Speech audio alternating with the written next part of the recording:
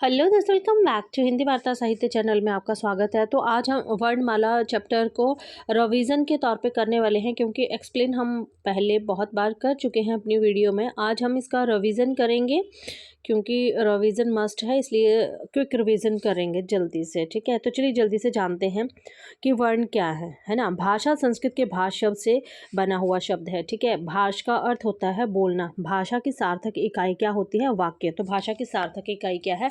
वाक्य है। वाक्य से छोटी इकाई जो होती है उसे उपवाक्य कहा जाता है। उपवाक्य से जो छोटी इकाई होती है उसे पदबंध कहा जाता है। पदबंध से भी छोटी जो इकाई होती है उसे पद या शब्द कहते हैं।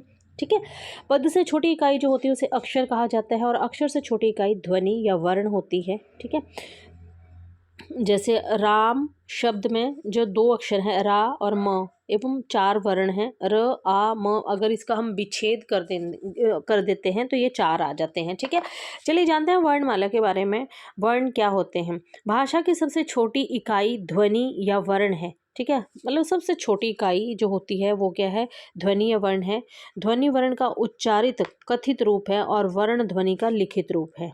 ठीक है, ध्वनि जो होती है, ध्वनि जो है ये क्या है? वर्ण का उच्चरित यानी कि जो हम उच्चारित करते हैं वो रूप है, और वर्ण जो होता है वो ध्वनि का लिखित रूप होता है। दोनों में डिफरेंस यही है कि ध्वनि क्या है।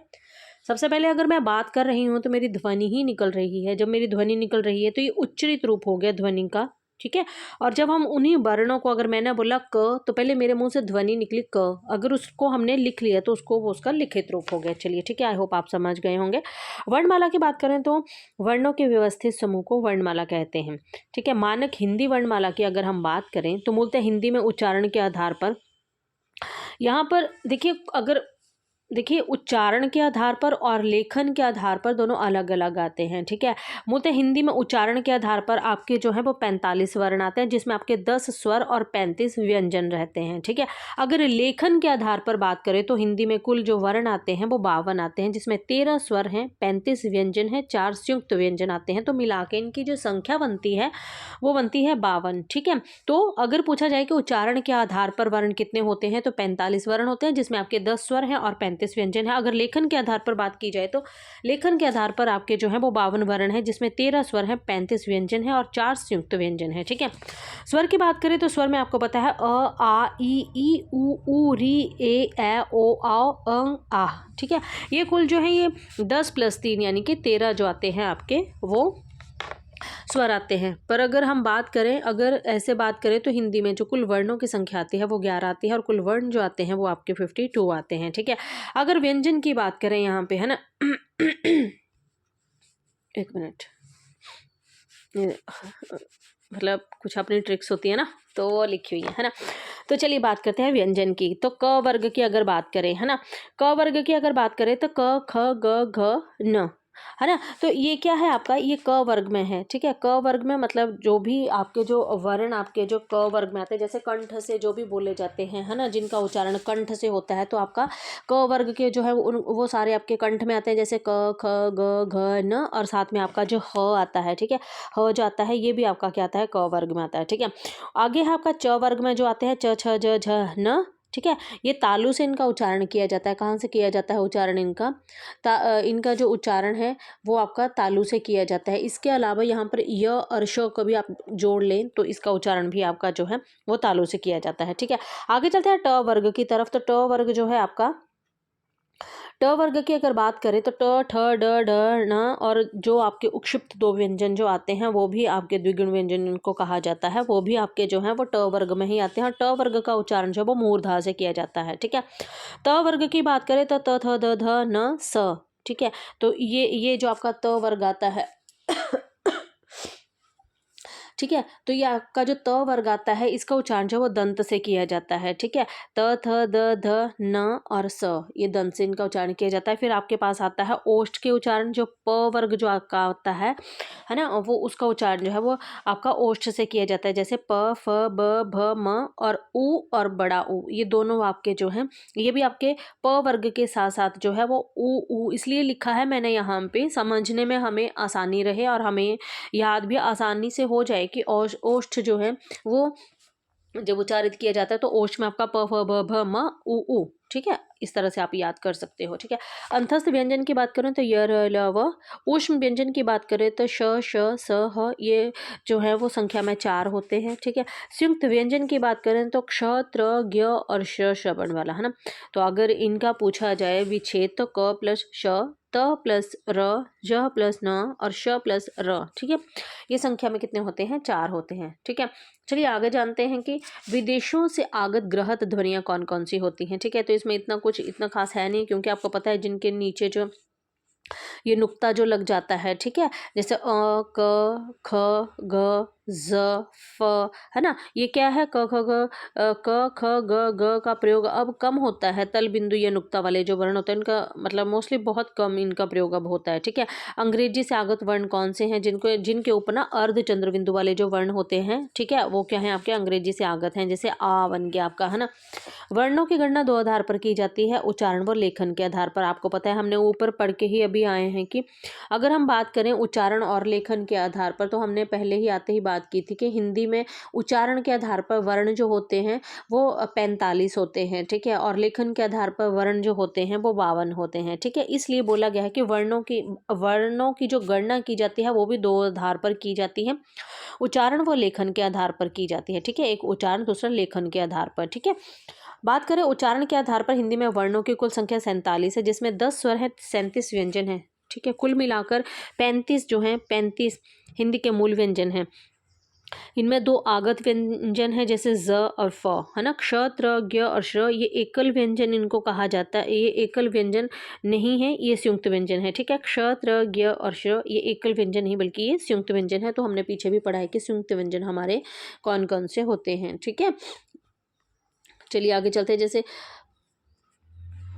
आगे हमारे पास कि लेखन के आधार पर हिंदी में वर्णों की कुल संख्या जो है वो 55 है। इसमें उन सभी वर्णों को शामिल किया जाता है जो लेखन या मुद्रण में प्रयोग में आते हैं। मतलब अगर लेखन के आधार पर बात की जाए, ठीक है, लेखन के आधार पर वैसे तो हमने ऊपर 52 वर्ण किए थे कि 52 है, आप वही याद रखिए। यहाँ पर थोड़ा सा ऐसे हो सकता है कि थोड़ी मिस्टेक भी हो या कुछ और भी हो, पर मतलब हमें लेखन के आधार पर जिनको याद करना है वो हमने 52 वर्ण ही लेखन के आधार पर जो है वो करने हैं, है ना।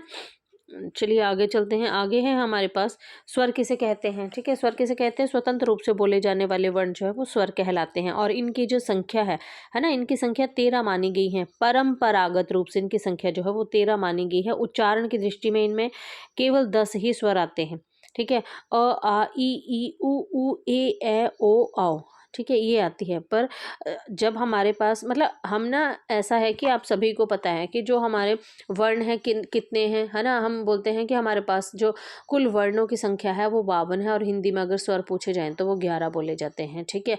पर अगर ऑप्शन में आपके पास 11 ना दिया हो, 10 दिया गया हो, तब इस आधार पर जो है हम इन सब को डिस्कस कर रहे हैं कि कन्फ्यूज़न ना हो, इसलिए ऑप्शन के हिसाब से ही आपको चलना पड़ेगा कि मतलब उच्चारण की दृष्टि में उच्चारण को यहाँ पर बोला गया है, ठीक है। अगर आपसे कुल स्वर पूछे गए हैं कि हिंदी में स्वरों की संख्या कितनी है, तब आपने 11 बताना है। अगर पूछा जाए उच्चारण की दृष्टि से कितने स्वर हैं, तब आप फिर 10 बोलोगे, ठीक है।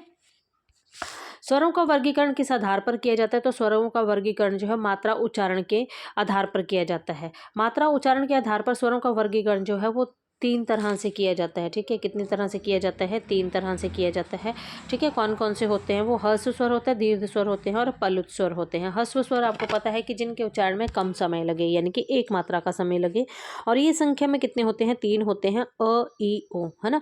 दीर्घ स्वर की बात करें तो जिनके उच्चारण में ह्रस्व स्वर से अधिक समय लगे, ठीक है, मतलब 2 गुना समय लगे, जैसे आ ई उ ए ओ औ, है ना, ठीक है, ये हो गए। प्लुत स्वर की बात करें तो प्लुत स्वर जो होते हैं जिनके उच्चारण में दीर्घ स्वर से भी अधिक समय लगता है, जैसे जैसे पता है आपको आ रा ओम, है ना, इस तरह के जो शब्द होते हैं वो। चलिए आगे चलते हैं। जीव के प्रयोग के आधार पर अगर बात करें, क्योंकि ये स्वरों का वर्गीकरण हो रहा है, हमने बोला स्वरों का वर्गीकरण जो मात्रा के आधार पर, जीव के आधार पर, मुख द्वार के आधार पर भी होता है, ओष्ठों के आधार पर भी होता है, ठीक है। उसके बाद हवा के नाक व मुंह से निकलने के आधार पर भी आपके स्वरों का वर्गीकरण होता है ना। घोषत्व के आधार पर भी होता है और प्राणत्व के आधार पर भी जो है वो आपके स्वरों का जो मतलब वर्गीकरण किया जाता है। तो अब हम जीव के आधार पर करेंगे कि जीव के आधार पर स्वरों का वर्गीकरण कितने आधार पर किया जाता है। तो 3 तरह से किया जाता है। कौन कौन से होते हैं वो आपके 3? एक होता है आपका अग्र स्वर, एक होता है मध्य स्वर, एक होता है आपका पश्च स्वर। ठीक है, तो जीभ के प्रयोग के आधार पर जो है ये 3 तरह से किया जाता है, अग्र स्वर, मध्य स्वर, पश्च स्वर।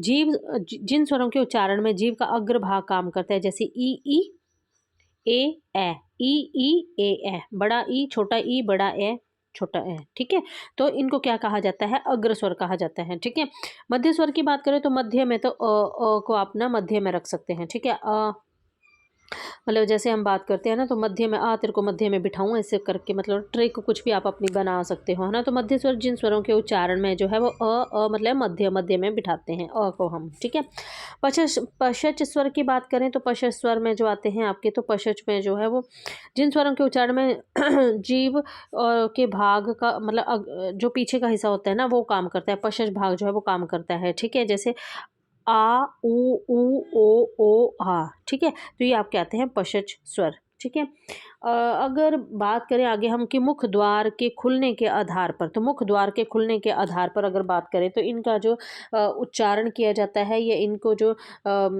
डिफाइन किया जाता है वो है 4 तरह से बोला जाता है इनको, विवृत, अर्धविवृत, संवृत और अर्धसंवृत। ठीक है, अब विवृत देखते हैं, जिन स्वरों के उच्चारण में मुख द्वार जो है जिन जिन स्वरों के उच्चारण में मुख द्वार जो है वो पूरा खुलता है तो उसे क्या कहा जाता है? विवृत स्वर कहा जाता है। जैसे आ, ठीक है, मतलब जिनमें पूरा खुलेगा वो आपके विपरीत आएंगे। अर्ध विपरीत में आपको होता है हाफ ओपन होता है, जिन स्वरों के उच्चारण में जो है वो मुख द्वार आधा खुलता है, जैसे अ, ए, ओ, आ, है ना।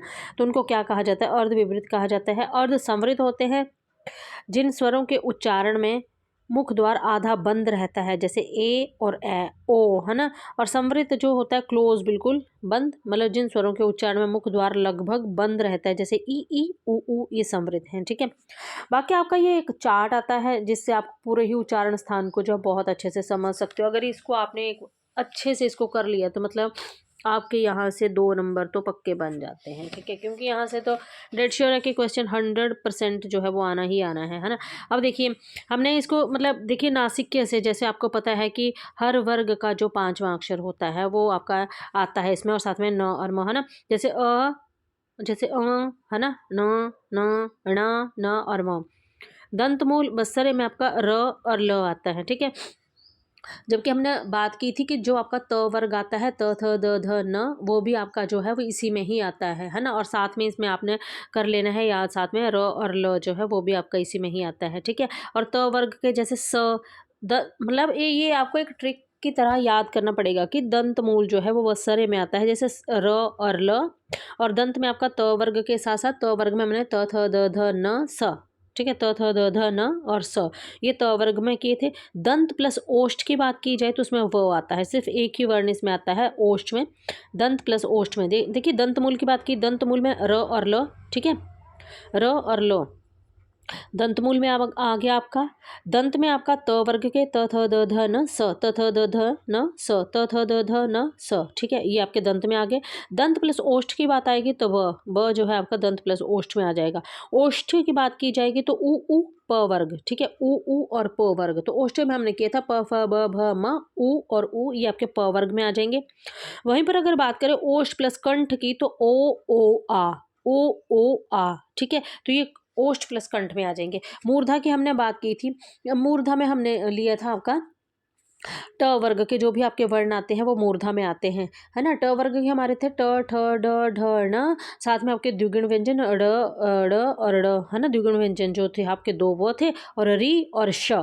ठीक है, री और श, री ऋषि श षटकोण, ये भी आपके मूर्धा में आते हैं। कौन कौन से आगे? ट, ठ, ड, ढ, ण, री, शी, ट, ठ, ड, ढ, ण, री और शी। ठीक है, तो ऐसे आप इसको याद कर सकते हो। तालु की बात करें तो तालु में तालव्य आता है।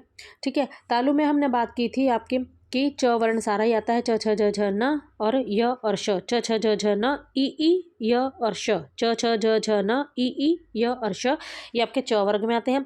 कंठ और तालु की बात करें तो ए और ए जो है ये आपके कंठ और तालु में आते हैं। कंठ प्लस तालु की बात करें तो ए और ए जो है ये आपके कंठ और तालु में आते हैं। ठीक है, जबकि अकेला कंठ में जो आपका आता है वो आपका क, ख, ग, घ, न और क, ख, ग, घ और ह। ठीक है, ये आपका जो है ये अकेला कंठ में आता है। कंठ और तालु में आएगा आपका ए और ए, ठीक है।